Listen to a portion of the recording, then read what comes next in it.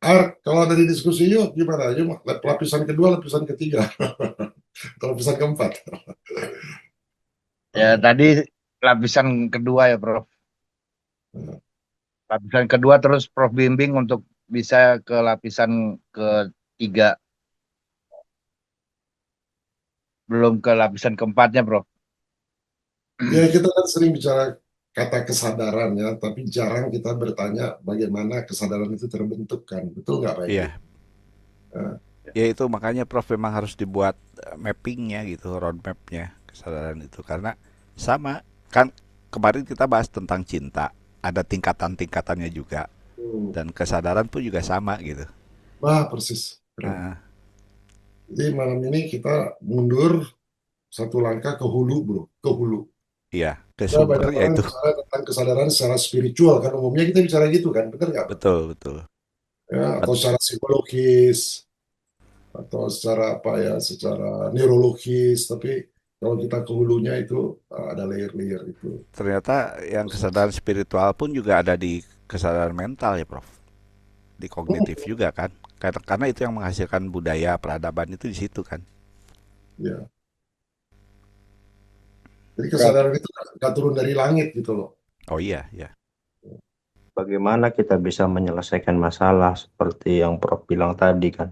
Sementara kita nggak mengenali masalah gitu loh. Kenapa Hmm. nggak tentang statement kebodohan itu sendiri gitu loh. Tingkatan kebodohannya. Ya tadi sumber permasalahannya kan tadi udah dibahas kan. Karena kebanyakan orang, mayoritas orang eh, dilatih untuk tidak berpikir logis gitu. Nah, karena dilatih tidak berpikir logis dengan tadi itu pertanyaan-pertanyaan logis, kenapa bulan kalau malam bulan purnama apa namanya bercahaya? Kenapa bayi ada di perut ibu? Karena ilahi.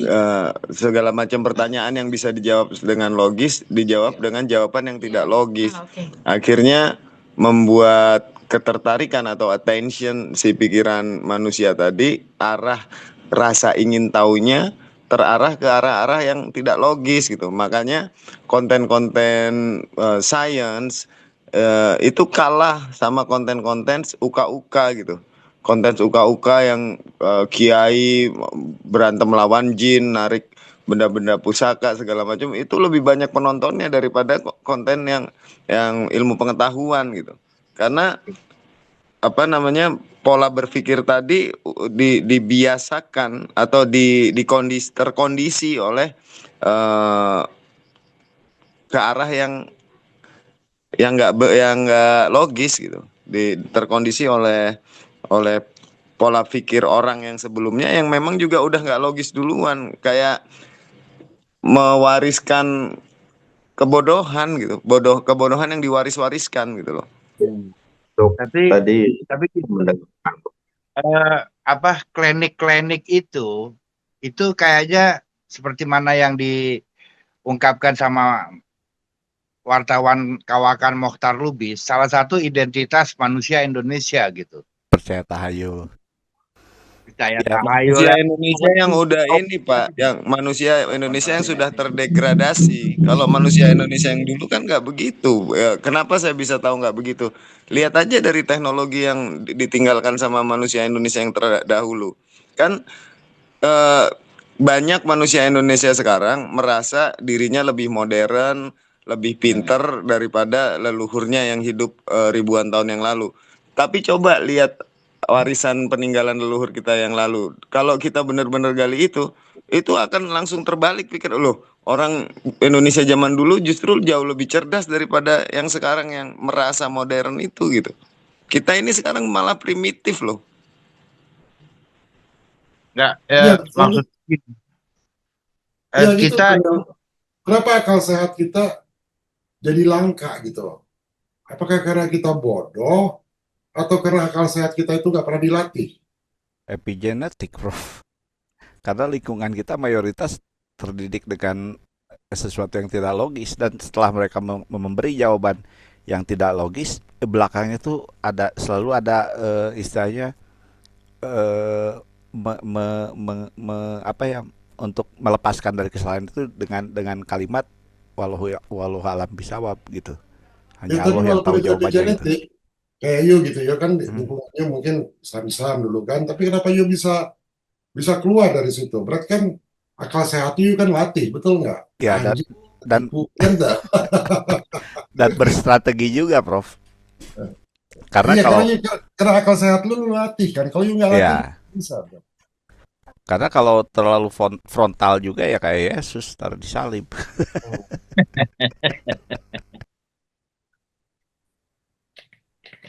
Nah itu saya penasaran sama Kang Aar dari dari pembicaraan sampai dulu ya sampai sekarang, ada kecenderungan Kang Aar masih meyakini atau mempercayai adanya kebenaran gitu di dalam ya apa yang mayoritas di ini tuh apa diyakini tuh. Itu di sisi mananya Kang Aar kira-kira? Itu kan berdasarkan ini juga, Kang Tovan, berdasarkan analisa terhadap ayat-ayat sucinya gitu. Kayak di sepertiga malam gitu kan. Di sepertiga malam Tuhan datang ke bumi gitu. Saya pernah tanya ke Prof, secara astronomi, apakah waktu sepertiga malam itu mengalami suatu keistimewaan? Bro bilang enggak, biasa aja kok. Tetapi terus dari penelitian orang-orang Barat yang pernah saya temuin, sepertiga malam itu memang waktu yang paling utama untuk kita bisa menghasilkan transendensi gitu. Oke, Nah itu kan salah satu bukti bahwa ayat itu benar gitu. itu kalau misalkan Kang Aar bandingkan dengan jawaban orang-orang bule itu yang Kang Aar temuin lah gitu dan memang meyakini memang apa secara sainsnya lah gitu ya bahwa di sepertiga malam itu memang benar gitu. Nah itu sebenarnya kan hasil pengamatan juga karena ketika misalkan kita dalam keseharian 24 jam itu masa-masa paling sepi itu ya paling ya sepertiga malam itu masa paling hening karena manusia itu butuh keheningan untuk mendapatkan sesuatu karena kan itu ibaratnya space potensialnya di Oke, disitulah gitu. sekarang gini. Dia di kamar, dia nggak keluar, bro. Lampu nyala, lu kerja di komputer dia. Lu nggak bisa bedain tuh. Sepertiga malam nggak bisa kan, bener nggak Tovan? Lu kan ngalamin itu. Benar, benar, benar. Jadi nggak ada Gak ada kaitannya deh, gitu, gak bro. ada referensinya gitu. Ya. Kenapa nggak nurunin ayatnya kayak harus mati geni gitu kan? Atau harus mencari ruangan sunyi, kosong, sepi, tanpa interaksi kan sebenarnya sama aja gitu. Ya itu kan terusnya disuruh sholat tahajud kan. Iya, Sholat tahajud. karena apa? Eh itu kan suatu pekerjaan yang untuk apa gitu? Hasilnya apa dari sholat tahajud itu kan? Justru ilmuwan-ilmuwan yang dulu itu gitu memaksimalkan waktu itu untuk lebih produktif.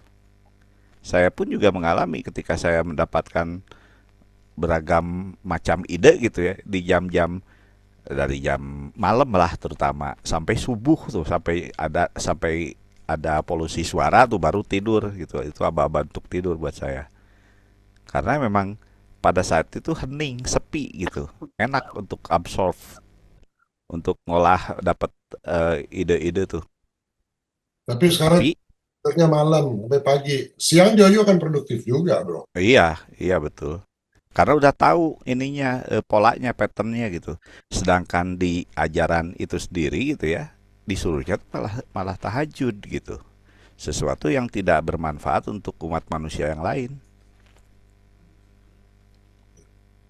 Ini sebenarnya Jadi sebenarnya ada ini gitu, ada perenungan sebelumnya gitu. Kita disuruh merenungi tentang penciptaan langit dan bumi. Nah, setelah proses kontemplasi itu, baru kita memasuki tahap transendensi. Transendensi kan diterjemahkan tuh dengan ritual gitu loh. Betul betul tapi itu kan saya sebut sebagai onani spiritual Karena hanya ngejar transendensi, kenikmatan kita dengan kesendirian, dengan pemahaman apapun lah gitu ya, mengenal sang-sang-sangnya gitu.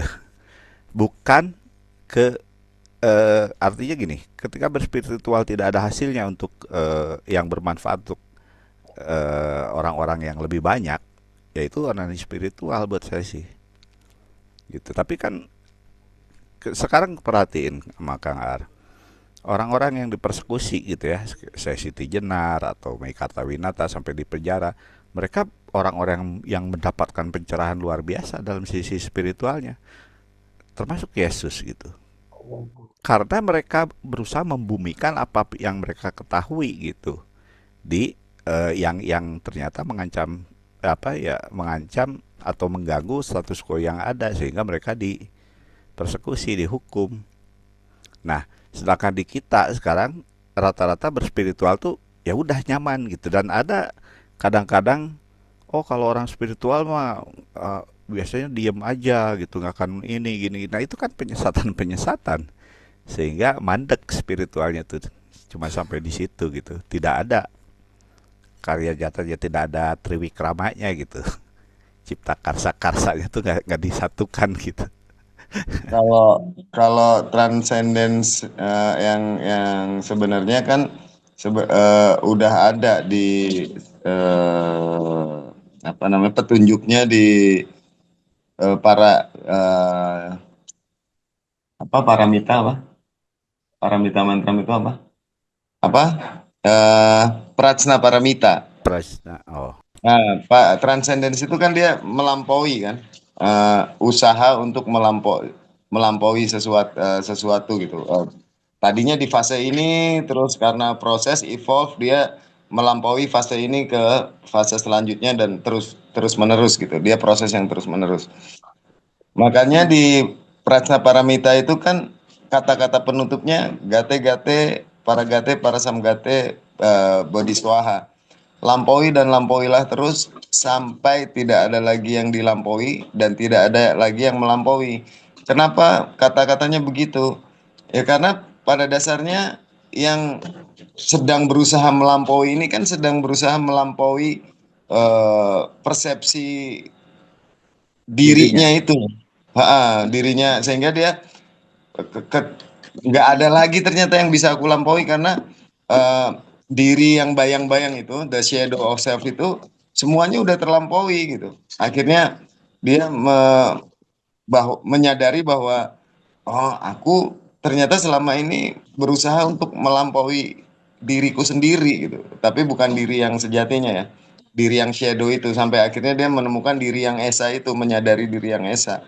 Nah, itu transendennya yang seperti itu, bukan terus kalau orang spiritual udah mengalami transcendence, dia udah jadi orang yang sangat apatis lah, yang udah nggak merespon atau bereaksi terhadap situasi yang ada di dunia yang dianggap metrik ini, kan bukan begitu. Makanya iya. makanya dalam setiap diskusi aku sering ngomong, loh kalau kita ngomongin tentang kenyataan yang sejati, terus kita karena otak kita butuh pembanding, kita juga ngomongin maya atau ngomongin ilusi. Bukan berarti ilusi nggak penting gitu. Kalau kita ngomongin keesaan, otomatis si otak akan butuh pembanding, yaitu dualitas. Bukan berarti dualitas nggak penting. Gimana kita bisa hidup di dalam alam yang dualistik ini kalau kita nggak kaji dualitas itu apa gitu. Kenapa ada dualitas, munculnya bagaimana, terus pengaruhnya terhadap pikiran itu atau kesadaran itu bagaimana. Kalau itu nggak pernah dikaji, gimana caranya kita ngerti kenyataan yang esa kalau dualitas saja kita nggak ngerti. Ini kan nggak bisa dipisahin nih. Kebanyakan orang buru-buru langsung negasikan salah satu gitu. Ngomongin kenyataan dibandingin sama dualitas, dualitas langsung dinegasikan, dianggap nggak penting kan. Jadi malah nggak karu-karuan pemahamannya. Apalagi jadi mudah dijebak dengan fallacy seperti yang Bro Topan tadi bilang. Eh, Orang kalau udah sadar itu ya diem aja, dia apa-apain, diem aja, ditampar pipi kiri, kasih pipi kanan. Kalau aku dalam situasi tertentu, ketika aku ditampar pipi kiri, kalau perlu aku kasih kaki kanan. Gitu. Iya, itu kan penyesatan-penyesatan dari orang-orang yang memang kesadarannya belum belum mencapai bahwa puncak pencapaian spiritual itu bukan di sisi transcendensnya gitu, tapi di Ya, karyanya kan. betul. Karena salah satu level kesadaran seseorang itu bisa dilihat dari decision making-nya, Ya. Benar. gitu.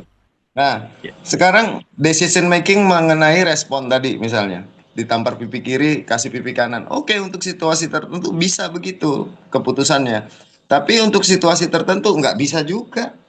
Kita nggak Iya. akan survive kalau dalam situasi yang survival of the fittest, terus kita ditampar pipi kiri kasih pipi kanan, nggak bisa. Kalau perlu kasih siku kanan gitu. Ya, itulah makanya asas keadilan itu berlaku. Pada saat kita tidak memutuskan untuk memberikan pipi kanan kita setelah pipi kiri ditampar, kita mempertimbangkan keadaan yang melakukan gitu. Kalau aku pakai hukum kisos, gimana kira-kira akibatnya sama dia? Ataupun kita bertanya kembali kepada diri sendiri gitu. Eh, kalau aku bales, nanti gimana ininya? Kan kan seperti itu intinya gitu. Ya, Tadi dan yang Iya, tadi akhirnya sama aja kalau untuk semua situasi kita pakai prinsip itu, pada akhirnya kita memanjakan eh, emosi. perilaku seseorang yang semaunya sendiri gitu. Kita nggak iya, ngasih pelajaran dia gitu. Nah, orang yang iya itu perilakunya dimanjakan, itu justru kita mencelakakan dia kan, iya menjerumuskan. menjerumuskan betul. Makanya ada prinsip keadilan itu yang saya maksud di situ proporsionalnya bagaimana gitu kita meletakkan ininya. Sedangkan Nah, hukum Sesuai kisos sendiri ada kebutuhan di Quran loh. situasi kan gitu. Nah, apalagi contohnya lagi nih, kita lagi ngomong sama orang yang bebel banget, yang gobloknya udah nggak ketulungan gitu. Terus kita ngatain dia, ah lu emang goblok gitu. Apakah itu hinaan? Kan enggak. Itu Kenyataan. kejujuran gitu loh. Dan kadang-kadang orang butuh untuk mendengar kejujuran supaya menjadi trigger, menjadi pemicu bagi yang bersangkutan untuk menyadari kegoblokannya gitu. Jadi kalau aku misalnya lagi ngobrol sama orang yang lebih knowledgeable, misalnya aku lagi ngobrol sama profesor yang pengetahuannya tentang hal tertentu lebih banyak dari saya misalnya. Terus profesor ngomong sama saya diajak ngomong tentang hal itu nggak nyambung gitu. Terus profesor bilang, ah lo tolol banget lo, dan saya nggak akan menerima itu sebagai hinaan. Saya akan menerima itu sebagai kejujuran gitu. Nah, iya, kalau karena kejujuran itu dianggap hinaan, ya jangan salahkan siapa-siapa jika hidupmu dikelilingi oleh para penipu gitu. iya, Itu ada yang tersinggung tuh ngomong itu. Nggak ngomong-ngomong sama gue 6 bulan tuh. Padahal itu menunjukkan keakraban. Kalau dia udah ngomong itu keakraban. Itu menunjukkan keakraban. Kan kalau sama orang yang kita sejen kan kita nggak akan berani ngomong gitu kalau ada jalan. Ya, Betul nggak? to be brutally honest, we need intimacy. Kan mesti. Benar, benar. Karena orang yang begitu bro dia masih di lapisan kedua bro. Jadi soal tadi transendensi itu dari 6 level itu dia di level keempat tuh Topan. Ketika ada metal kognitif, nah itu transendensi di situ. Jadi kita kalau pakai istilah transendensi suka bingung kan. Nah itu yang itu level metakognitif itu tuh transendensi. Ya. Padahal Itu orang yang awalnya kesadarannya ada soal apa? padahal orang yang kesadarannya udah bagus, dia tahu harus bersikap seperti apa, merespon seperti apa, di situasi seperti apa, kepada orang yang seperti apa, dengan seperti Pak Ar tadi bilang, dengan proporsional gitu. Nggak gebiah uyah kalau bahasa Jawa, nggak hantam kromo, satu satu cara merespon dipakai untuk semua situasi, itu kan malah nggak itu kan malah bodoh itu. Tapi ada itu di Quran tuh kisos. Kan Oh, ada lagunya itu, iya. Bro Topan. Kisos, kisos, kisos, templekete, plekete. Wan gimana Wan? Diskusi ini hari ini Wan. Apa yang you dapat?